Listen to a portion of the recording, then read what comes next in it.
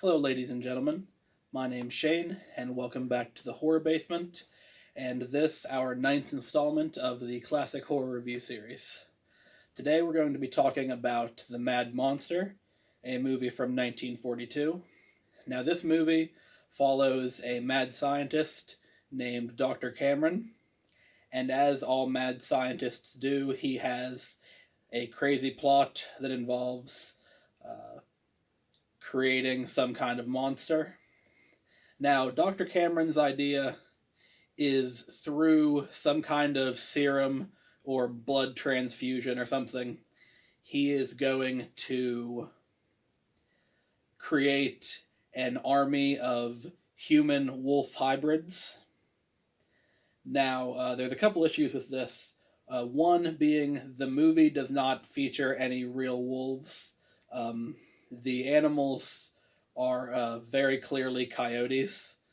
And I understand that it's probably harder to find wolves, but the size discrepancy between like a gray wolf and a coyote is really noticeable if you actually know how big wolves are. And two, he doesn't have any willing subjects, and he was basically laughed out of the scientific community and cast asunder by all of his former colleagues.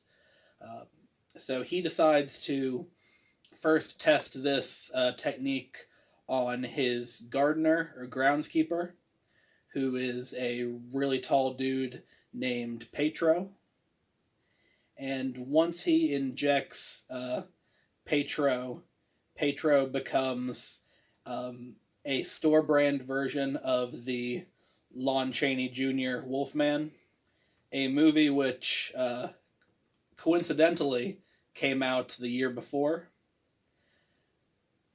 And Petro is actually played by Glenn Strange, who, among his many roles in various westerns, is also known for playing Frankenstein's monster in the last three movies of the Universal Frankenstein series. Those being House of Frankenstein, House of Dracula, and Abbott and Costello Meet Frankenstein. Now, starring as the monster in those three movies makes Glenn Strange the only person other than Boris Karloff to play the monster in three consecutive movies. Now, there are a couple issues with this beyond it just being a kind of a Wolfman ripoff, ironically with some Frankenstein elements thrown in. One of the issues, I think, is the casting of Glenn Strange, or more so his portrayal of the Coyote Man, as I'm calling him, more so than his portrayal of Petro. Because when he's Petro, he's playing the simple, slow talking, country bumpkin character really well. But the issue when he's playing the Coyote Man is that he's doing it more like he would do Frankenstein. Like when you picture, an actor portraying a werewolf, they're hunched over and they've got their claws and they're like snarling and doing that. But Glenn, his main asset as a creature actor, is how tall he was. He was legitimately 6'6", and that's impressive now, but back in the 40s, that was like super crazy.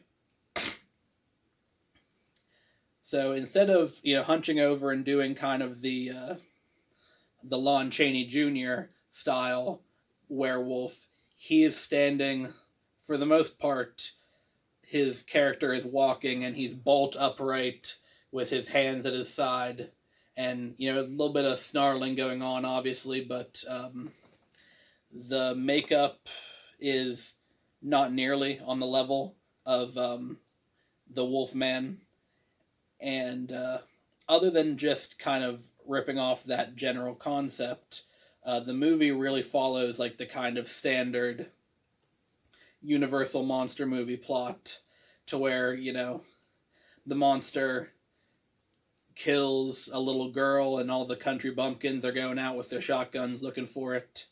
And then Dr. Cameron like uses the monster to kill one of his colleagues to get revenge. And then, of course, the monster turns on Cameron and kills him, and it's up to the boring main couple to kind of escape from the monster's rampage.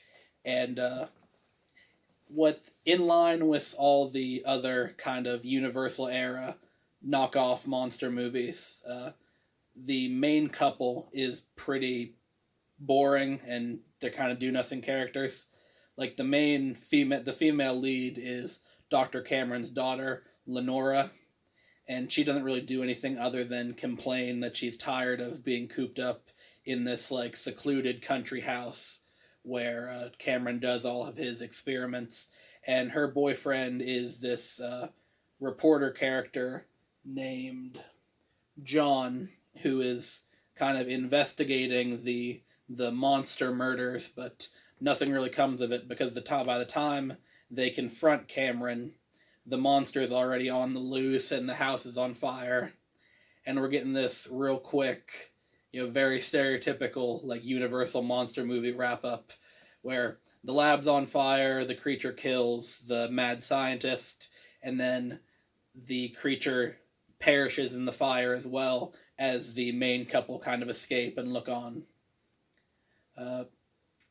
So I kind of was on the fence about whether to recommend this because, like I said, it's just the Wolf Man with some Frankenstein mixed in, and it looks a lot cheaper when you compare it to the Universal monster movies, which you can't help but doing because it's so similar in plot and it just came out the year after.